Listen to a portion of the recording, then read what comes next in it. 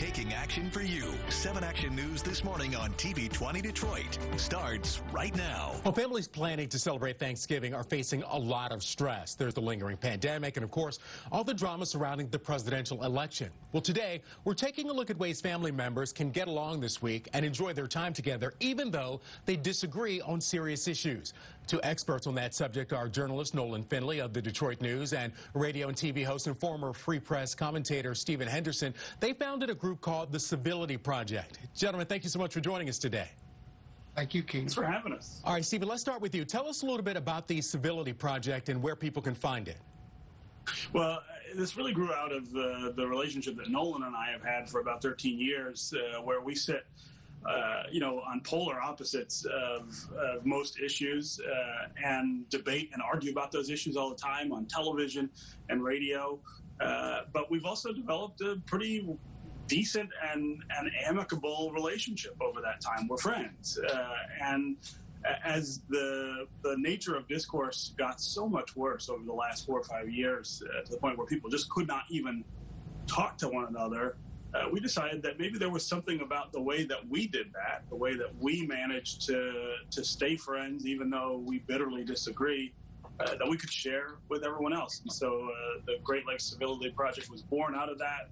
Our sponsors, Delta Dental of Michigan, have made it possible for us to share this with people from coast to coast already.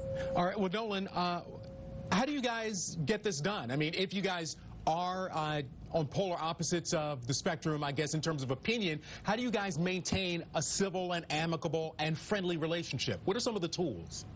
Yeah, well, we learned a long time ago that we weren't going to convert each other.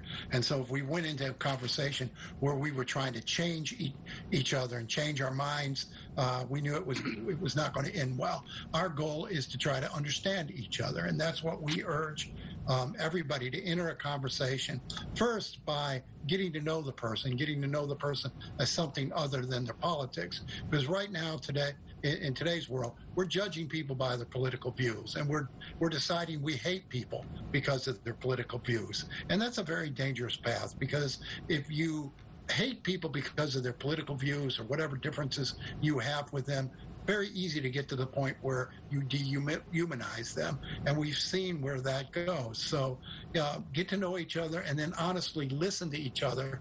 A conversation's not a competition. Talk honestly with one another. And honestly, but civilly. Now, Stephen, what are some of the ways that, should you make ground rules before you have a conversation at the dinner table? Rule certain things out? What are some of the things we should do on Thursday?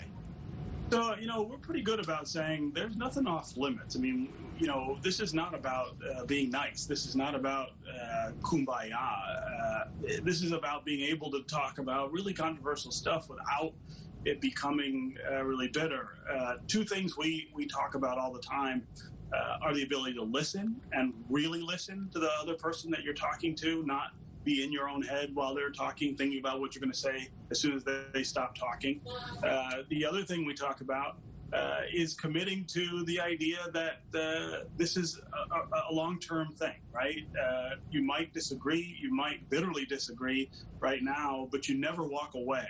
The relationship itself has to be strong enough to be able to have these kind of arguments and survive.